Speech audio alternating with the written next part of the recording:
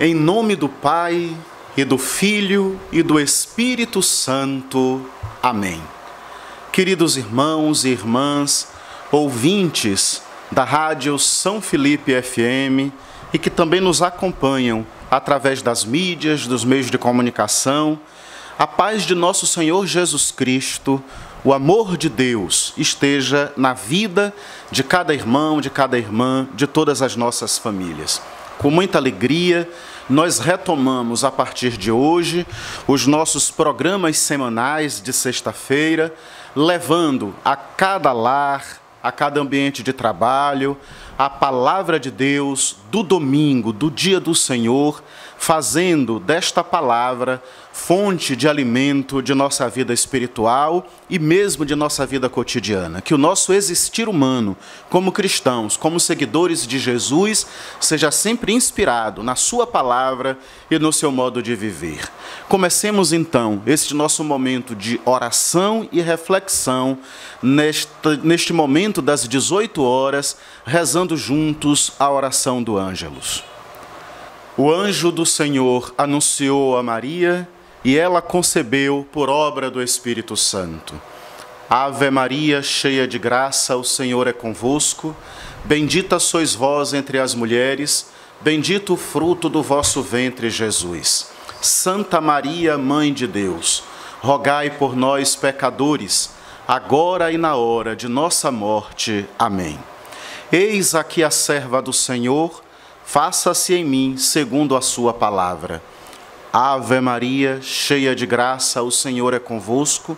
Bendita sois vós entre as mulheres, bendito o fruto do vosso ventre, Jesus. Santa Maria, Mãe de Deus, rogai por nós, pecadores, agora e na hora de nossa morte. Amém. E o Verbo se fez carne e habitou entre nós. Ave Maria, cheia de graça, o Senhor é convosco. Bendita sois vós entre as mulheres, bendito o fruto do vosso ventre, Jesus. Santa Maria, Mãe de Deus, rogai por nós, pecadores, agora e na hora de nossa morte. Amém. Continuemos, irmãos e irmãs, a nossa oração à Nossa Senhora, fazendo nesse instante a consagração da nossa vida, da vida da nossa família, à Mãe de Jesus e nossa mãe, a Mãe da Igreja. Irmãos e irmãs, depois então deste momento bonito de oração a Maria, de consagração de nossa vida à Mãe de Deus, continuemos o nosso momento de reflexão, de oração, nos alimentando agora da palavra de Deus. Preparemos o nosso coração para escutar e rezar com o Evangelho do próximo domingo, antes escutando a aclamação ao Evangelho por meio desse canto, dessa música, acalentando o nosso coração, preparando o terreno do nosso coração para a escuta da palavra de Deus. O Senhor esteja convosco, Ele está no meio de nós. Proclamação do Evangelho de Jesus Cristo, segundo Lucas. Glória a vós, Senhor. Naquele tempo, Jesus levou consigo Pedro, João e Tiago e subiu a montanha para rezar. Enquanto rezava, seu rosto mudou de aparência e sua roupa ficou muito branca e brilhante. Eis que 2 homens estavam conversando com Jesus. Eram Moisés e Elias. Eles apareceram revestidos de glória e conversavam sobre a morte de que Jesus iria sofrer em Jerusalém. Pedro e os companheiros estavam com muito medo, com muito sono. Ao despertarem, viram a glória de Jesus e os 2 homens que estavam com ele. E quando estes homens se iam afastando, Pedro disse a Jesus: Mestre, é bom estarmos aqui. Vamos fazer 3 tendas, uma para ti, outra para Moisés e outra para Elias. Pedro não sabia o que estava dizendo. Ele estava ainda falando quando apareceu uma nuvem que os cobriu com sua sombra. os discípulos ficaram com medo ao entrarem dentro da nuvem. Da nuvem, porém, saiu uma voz que dizia: Este é o meu filho, o escolhido, escutai o que ele diz. Enquanto a voz ressoava, Jesus encontrou-se sozinho. Os discípulos ficaram calados e naqueles dias não contaram a ninguém nada do que tinham visto. Palavra da salvação, glória a vós, Senhor. Queridos irmãos e queridas irmãs, este bonito texto do Santo Evangelho, escrito por São Lucas, que nós acabamos de escutar, ele é o Evangelho próprio deste próximo domingo, em que celebramos com toda a Igreja o segundo domingo do tempo da Quaresma. Este segundo domingo do tempo da Quaresma, ele é, na verdade, chamado pela Igreja de Domingo da Transfiguração, ou domingo em que Jesus sobe a montanha. E não é difícil para a gente entender, porque nós titulamos este domingo deste modo, se escutamos agora o Evangelho. Pela escuta do próprio Evangelho, é muito fácil para a gente entender, então, o porquê que nós chamamos assim este nosso próximo domingo. Nós queremos, neste domingo, dar continuidade à nossa caminhada quaresmal.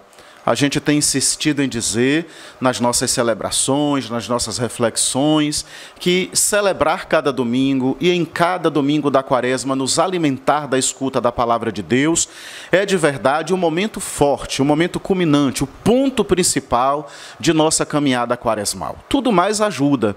Durante esse tempo da Quaresma, as nossas caminhadas, penitências, nossos momentos de adoração, de via sacra, de encontros nas ruas, nas casas. Claro que tudo isso pode ser um bonito caminho que nos ajude a preparar o nosso coração para a Páscoa. Mas, de fato, o momento-chave é a comunidade cristã reunir-se em cada domingo da Quaresma para essa escuta da Palavra de Deus, para esse alimentar o coração e a vida com a escuta da Palavra. E então, assim, cada domingo, o Evangelho, sobretudo, que a gente vai escutando, deve ser a fonte de inspiração da nossa vida e do nosso caminhar rumo à Páscoa, do nosso caminhar quaresmal. Neste segundo domingo, então, nós somos convidados a subir a montanha com Jesus e os 3 discípulos que vão com ele, Pedro, Tiago e João. Na verdade, esses 3 discípulos nos representam. Eles são um pouco a Igreja. Portanto, nós nos sentimos aí representados por eles e somos com eles convidados também a fazer essa experiência no alto da montanha. Queria já chamar atenção para isso. Todas as vezes que nós estamos lendo a Bíblia, seja algum livro do Antigo Testamento ou do Novo Testamento, do próprio Evangelho, quando escutamos dizer que Jesus ou algum outro personagem do Antigo Testamento subiu a montanha, seja que montanha for também, a gente pode ficar muito atento e na certeza de que vem dali um grande e bonito recado de Deus. Não sei se você já prestou atenção a isso, mas pode fazer essa experiência de ler com atenção a Bíblia, que você vai ver que em toda a história da Sagrada Escritura, as grandes revelações de Deus, os grandes recados dados por Deus à humanidade, eles aconteceram sempre no alto de uma montanha. Foi no alto da montanha que Deus chamou Moisés, foi no alto da montanha que também a Moisés Deus deu os 10 mandamentos para que Moisés apresentasse ao povo. Quase todos os profetas foram chamados por Deus no alto de uma montanha. Então essa montanha, ela é, dentro da Sagrada Escritura, o lugar em que Deus fala, o lugar em que o homem se sente mais perto de Deus, não é?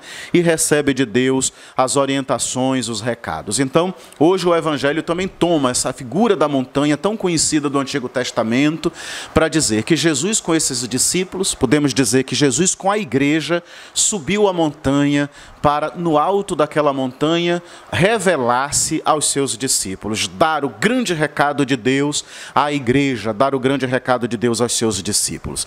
Quando Jesus, então, está no alto dessa montanha, os discípulos sonolentos, dormindo, desatentos, reparem como, de fato, eles são imagem, não é, da Igreja. Às vezes nós, como Igreja, também somos assim, sonolentos, desatentos, não acompanhamos, de fato, a propósito proposta de Jesus para nós, né? E nos desligamos muitas vezes também, preocupados com outras coisas, com outros afazeres. E como igreja, muitas vezes somos assim, muito lentas no seguimento a Jesus, muito lentos no seguimento a Jesus. Então aqueles discípulos dormem enquanto Jesus está no alto da montanha e se transfigura. O que é que significa a transfiguração? Jesus, naquele momento, apresentou-se diante dos discípulos com uma outra figura, com outro jeito de ser.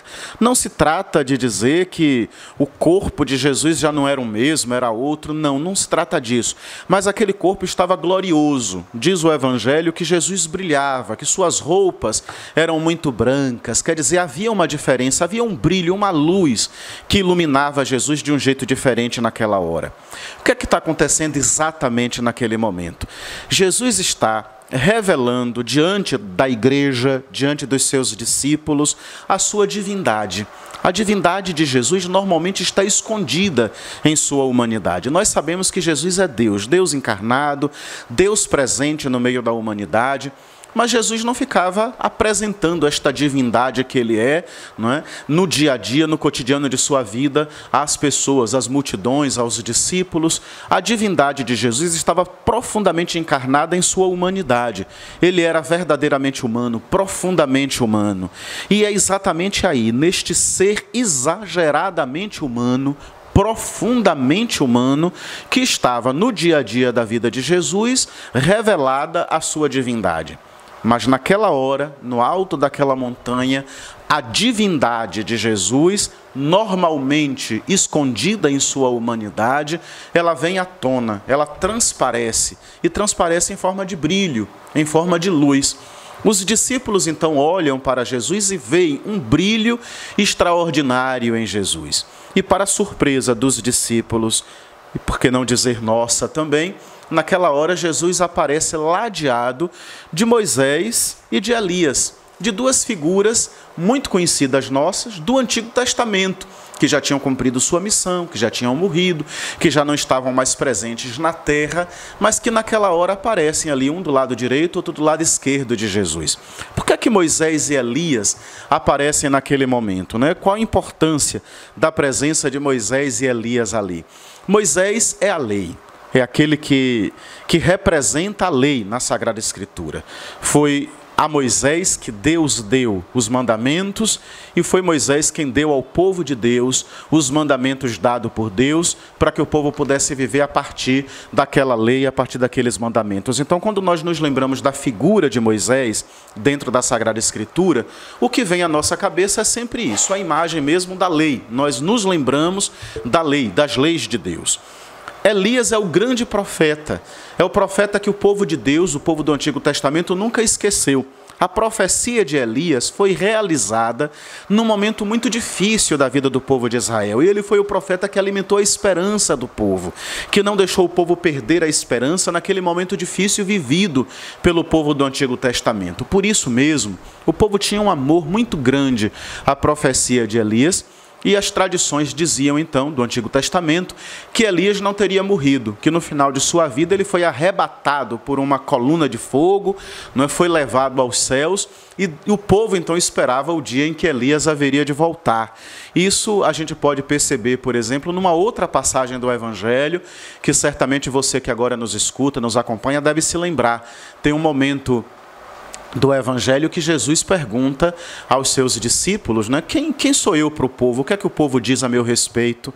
E o povo diz, então, uns dizem que você é João Batista, outros dizem que você é um dos profetas, outros dizem que você é Elias que voltou. Então, repare, o povo esperava que Elias um dia voltasse, porque Elias teria sido arrebatado por uma coluna de fogo. Naquela hora, então, da transfiguração, Moisés e Elias estão ali junto a Jesus. Podemos então dizer assim, Jesus se apresenta naquela hora diante dos discípulos transfigurado e ladeado pela lei e pela profecia.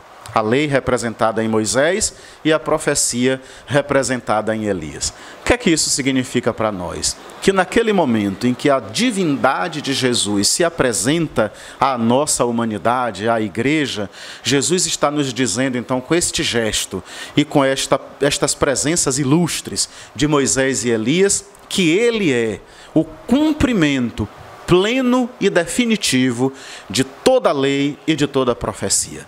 Tudo aquilo que a lei orientou e que a profecia anunciou, profetizou, agora se cumpre em sua plenitude, se cumpre em sua totalidade na pessoa de Jesus. Ele é Deus presente no meio da humanidade. É Deus que vem ao encontro de cada homem e de cada mulher.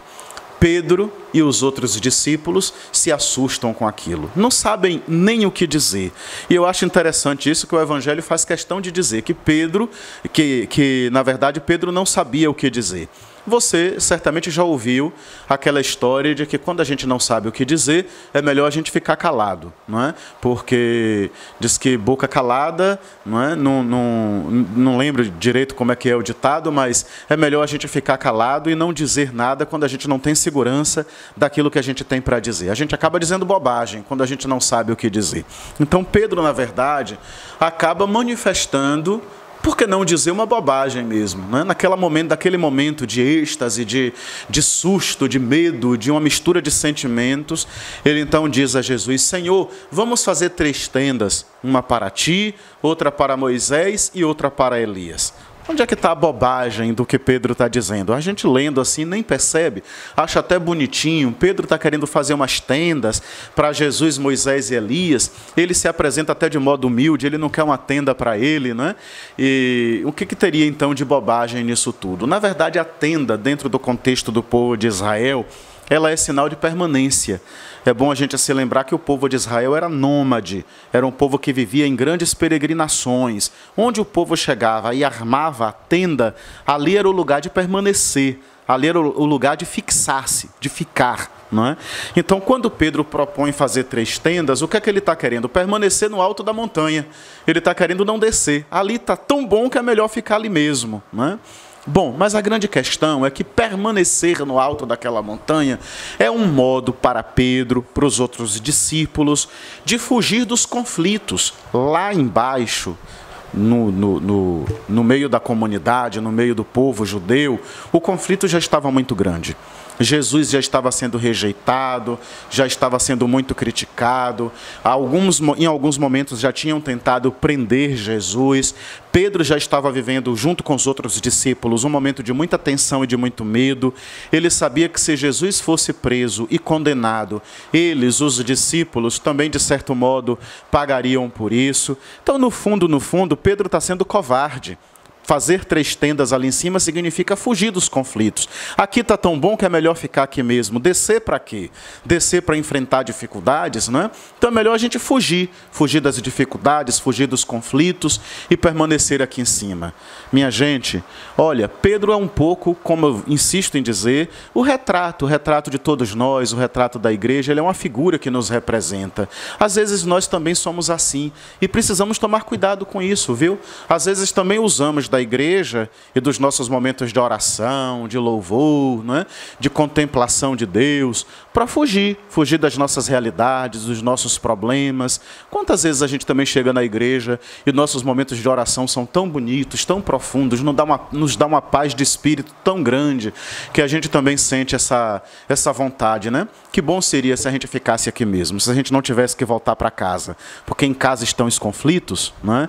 Em casa estão os problemas. Que bom seria se a gente não tivesse que voltar para o trabalho, porque lá no trabalho estão os conflitos, estão os problemas. Então, a gente às vezes também tem essa vontade de fugir, né? De correr das nossas dificuldades, dos nossos problemas. Mas não é essa a proposta da fé.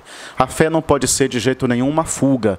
E todas as vezes que a fé se torna uma fuga, ela se torna um problema.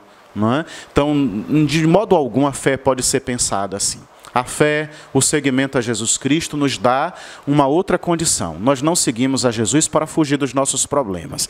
Nós seguimos a Jesus para encontrar em sua palavra, em suas atitudes, em seus sentimentos, a força e a inspiração para vivenciar as nossas dificuldades, os nossos problemas e aprender a conviver com alguns que não têm jeito e encontrar a solução para outros que certamente possam ter solução.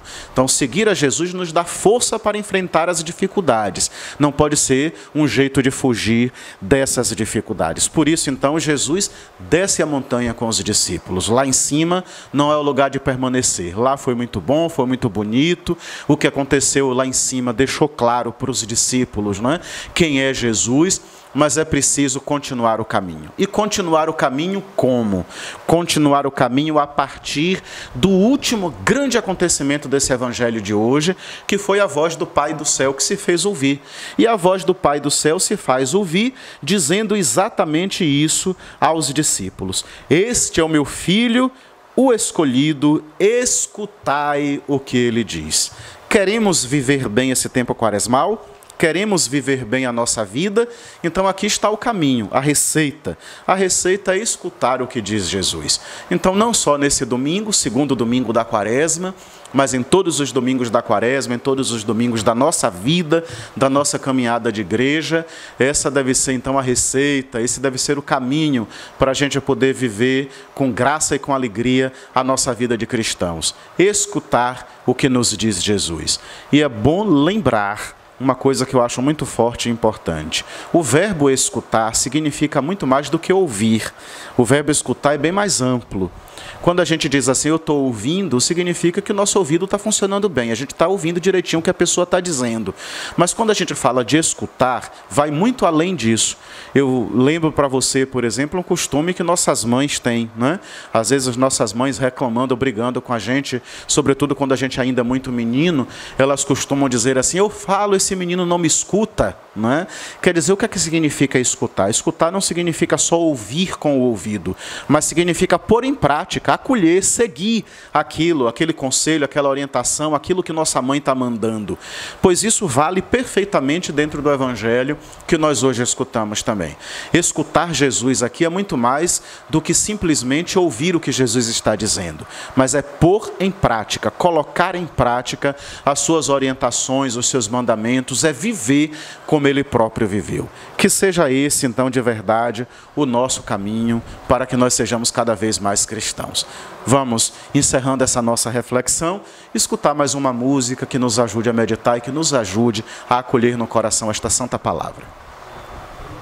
Queridos irmãos e irmãs, vamos caminhando já para o desfecho desse nosso programa de reflexão sobre o Evangelho do domingo, mas queremos ainda fazer chegar a cada irmão, a cada irmã que nos escuta, o nosso abraço fraterno e, a partir então desta semana, consagre mesmo este momento, este horário, se você puder, a estar sempre conosco, todos os dias. Nosso programa não acontece só dia de sexta-feira. Dia de sexta-feira é apresentado pelo padre, mas é bom lembrar que ao longo da semana, sempre nesse momento das 18 horas, nós temos um momento bonito assumido por nossa igreja, por nossa comunidade, que é importante que você acompanhe, não só para rezar conosco, mas também para ficar a par da nossa caminhada de comunidade, não é, dos nossos acontecimentos, daquilo que nos faz de verdade nos configurar como igreja seguidora de Jesus Cristo. Mas de modo muito especial, toda sexta-feira nós temos esse encontro marcado para que nós possamos sempre escutar e nos alimentar do Evangelho do domingo seguinte e fazer desta escuta do Evangelho já uma bonita preparação para a nossa celebração dominical, seja com a missa, nos lugares onde elas vão naquele domingo acontecer, ou com a celebração da palavra assumida por nossos ministros leigos e leigas, porque também é muito importante que nós participemos destas celebrações e façamos dela um jeito de consagrar e de santificar o nosso domingo, o nosso dia do Senhor. Nossos avisos desses dias, nós lembramos que ainda hoje exatamente agora, às 19 horas, acontece em todas as nossas comunidades a Via Sacra. Então, se você está próximo a uma comunidade e ainda dá tempo, vá participar deste momento bonito também das Vias Sacras, esta forma espiritual, bonita de preparação para a celebração da Páscoa, que nesse momento, nessa noite de hoje, acontece em todas as nossas comunidades. Amanhã, sábado, nós estaremos, o padre, com o nosso CPP, nosso Conselho de Pastoral Paroquial, em Conceição do Almeida, durante toda a parte da manhã, para participar de um encontro da nossa forania, da Forania São Pedro. Então, é um grupo muito restrito que participa deste momento, apenas os padres e o Conselho de Pastoral Paroquial, mas é importante que nós tenhamos conhecimento disso e que rezemos também por este acontecimento. Afinal de contas, é a nossa igreja que em nível diocesano, em nível de forania e também em nível paroquial, vai se organizando e caminhando como o povo de Deus. Às 18 horas de amanhã, do sábado, haverá missa na comunidade do Sapezinho do Bom Gosto. Então, as pessoas do Sapezinho do Bom Gosto da região, nós lembramos aí então esta missa às 18 horas do sábado. No próximo domingo, dia 17, às 8 horas da manhã, nós teremos missa na comunidade de São Roque da Jurema. Às 10 horas, missa na comunidade da Copioba Mirim 1. Às 16 horas, missa na comunidade do Terrão. E às 19 horas, como de costume, a nossa missa na Igreja Matriz de São Felipe e São Tiago. Próxima terça-feira, dia 19 de março, é dia de São José. É dia dos nossos trabalhadores rurais plantarem o milho, plantarem outras sementes. É dia da gente pedir a chuva a São José para que nossa lavoura possa progredir, possa crescer, possa frutificar. Então, nesse dia também de São José, a gente tem na nossa paróquia 2 acontecimentos importantes. Às 17 horas, nós teremos a festa de São José, padroeiro da comunidade da Copioba da Boa Esperança. Então, atenção, não só os moradores da Copioba da Boa Esperança, mas também das comunidades vizinhas. A festa de São José será no dia 19 de março, às 17 horas. E nesse mesmo dia 19, nós teremos também aqui na cidade, na Matriz de São Felipe e São Tiago, a missa em honra de São José, a missa solene em honra de São José. Às 18h30 sairá uma procissão da Casa das Irmãs Servas da Sagrada Família, porque São José é o patrono desta casa, desta comunidade das Irmãs Servas da Sagrada Família. Então, às 18h30, lá da comunidade Bom Jesus, do Campos Elíseos, onde as nossas irmãs moram, então de lá às 18h30 sai uma procissão com a imagem de São José, e às 19h30, assim que a procissão então chegar à Igreja Matriz, nós teremos a celebração da missa solene em honra de São José. Convidamos a todos a participarem conosco deste momento também importante. Quarta-feira, dia 20, às 18 horas, missa na comunidade do Chaves. Na quinta-feira, dia 21, nós teremos durante toda a manhã e toda a tarde o atendimento às confissões individuais. Então, eu estarei na Igreja Matriz de São Felipe e São Tiago atendendo às confissões individuais. Às 17h30, adoração ao Santíssimo. Às 18h30, celebração da Santa Eucaristia.